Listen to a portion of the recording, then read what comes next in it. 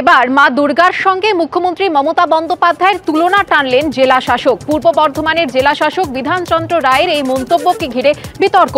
স্বনির্ভর গোষ্ঠীর মহিলাদের উৎসাহ দিতেই মা দুর্গার সঙ্গে মুখ্যমন্ত্রীর তুলনা টানেন তিনি। সৃষ্টিশ্রী মেলার উদ্বোধনে এই মন্তব্য করেন তিনি। আমাদের রাজ্যের মাননীয় মুখ্যমন্ত্রী তিনি একজন মহিলা, তিনি মা দুর্গার মতো সমস্ত দিকেই তিনি কিন্তু তার সেই সাফল্য এবং তার যে কার্যক্রম তিনি কিন্তু সেটা করে আসছেন। তো আমি আপনাদেরকে বলবো, রাজ্যের মুখ্যমন্ত্রী মাননীয় মুখ্যমন্ত্রী যদি তিনি একজন মা দুর্গার মতো তিনি যদি তার কার্যক্রম তিনি যদি গ্রহণ করতে পারেন, তাহলে আপনারা কেন পারবেন না? একটা জ্বলন্ত উদাহরণ আছে আমাদের সামনে। আমি আশা করব, অনুরোধ করব আপনাদের কাছে সেই উদাহরণ সামনে রেখে আপনার সামনের দিকে এগিয়ে চলুন।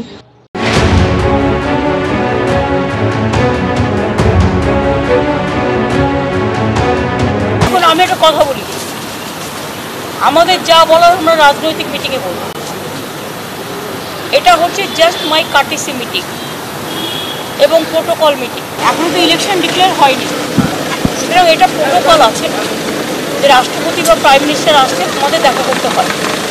আমি যেহেতু আরসিটিসিতে যেতে পারিনি, তাই এখানে টাইম পেয়েছিলাম, তাই এখানে দেখা করে গেলাম, রাজ্যের কথাগুলো বলে গেলাম, আর কিছুক্ষণ গল্প করলাম। এই যা, মানে আমার সাথে রাজনীতির কথা কম হয়, গল্প বেশি হয়।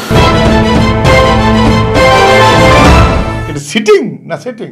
বিজেপির দেশে হাল খুব খারাপ, ফলে সিট নেগোসিয়েশন। ইডি সিবিআই কিছু বলছে না, পিসি ভাইপোকে বাঁচিয়ে দিচ্ছে, আর পিসি ভাইপো বলছে আমাদের বাঁচিয়ে দাও, সিটের নেগোসিয়েশন করছে। সিটিং এর নামে সেটিং।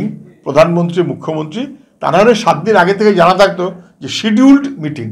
আমি শুধু মনে করিয়ে দিই, মধ্যস্থতায় রাজ্যপাল, প্রধানমন্ত্রী আর মুখ্যমন্ত্রী বসবেন, সিটিং এর নামে সেটিং। তাহলে কি বাংলার দিদি দিল্লির মোদিকে কিছু উপহার দিলেন যাতে মোদি খুশি হতে পারে? তারপরে কি দিদি রাজভবন অভিযানে গেলেন মোদিকে ম্যানেজ করতে? এটা কি কোইন্সিডেন্ট? মোদি আসছে, শাহজাহান জেলে যাচ্ছে, কিসের কারণে দিদিকে রাজভবনে গিয়ে মোদির সঙ্গে দেখা করতে হয়? কিসের ভয় তার?